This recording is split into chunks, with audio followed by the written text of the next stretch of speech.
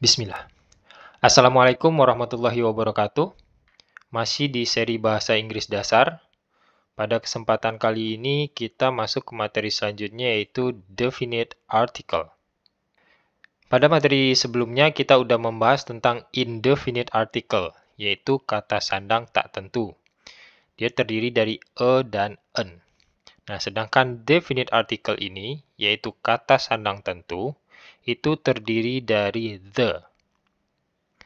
Nah, definite article ini dapat digunakan untuk mengawali noun pada penyebutan noun tersebut untuk yang kedua kalinya atau selanjutnya.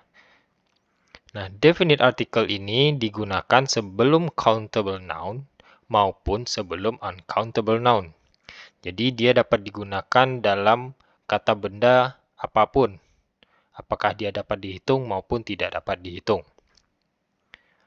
Nah, untuk pengucapannya, the ini diucapkan the di depan kata yang dimulai dengan suara konsonan. Tapi ketika dia berada di depan kata yang dimulai dengan huruf vokal, dia penyebutannya the. Nah, kita lihat contohnya. I have a letter. The letter is for her. Nah, di sini the diucapkan the kayak gini karena kata benda sesudahnya itu dimulai dengan suara konsonan yaitu L. Jadi the letter is for her. Nah, di sini the ini digunakan pada penyebutan noun untuk yang kedua kalinya. Gini. Jadi pada penyebutan pertama kita gunakan indefinite article, lalu pada penyebutan kedua kita gunakan definite article.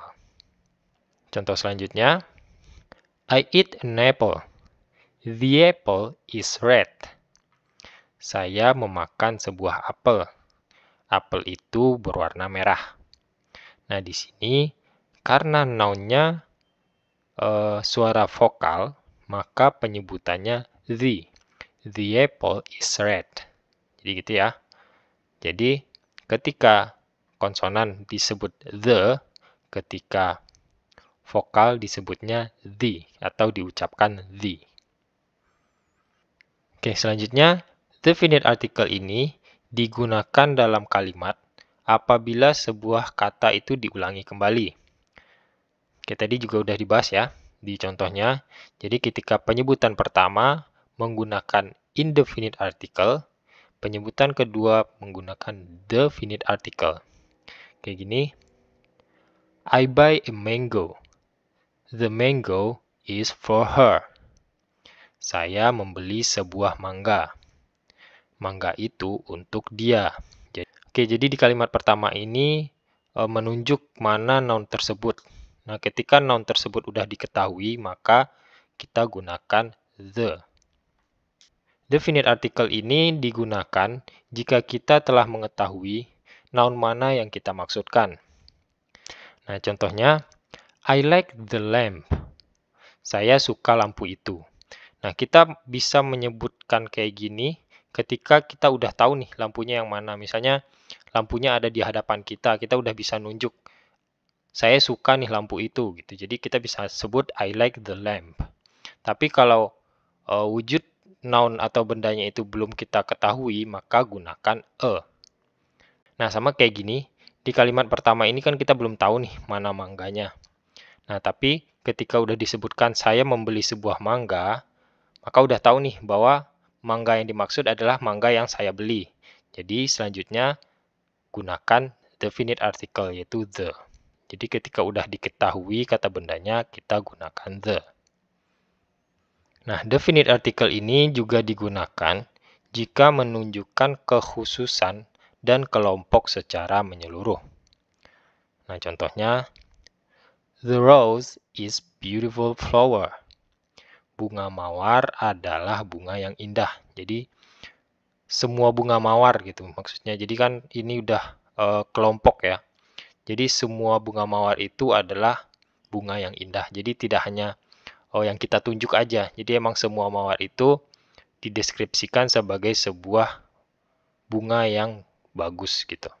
Jadi ini menghususkan semua bunga mawar.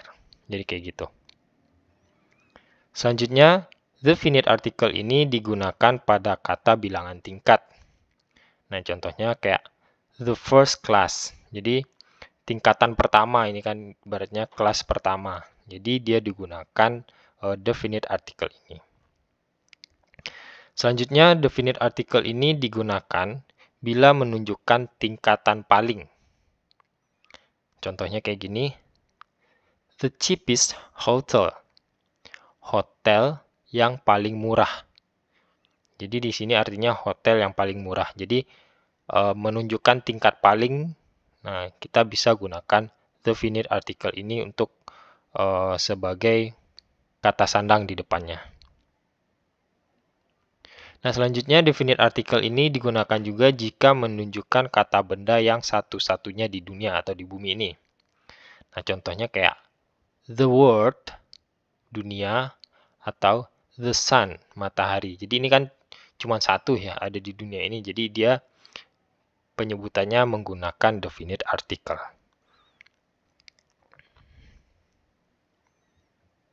Oke, jadi itu pembahasan kita tentang definite article.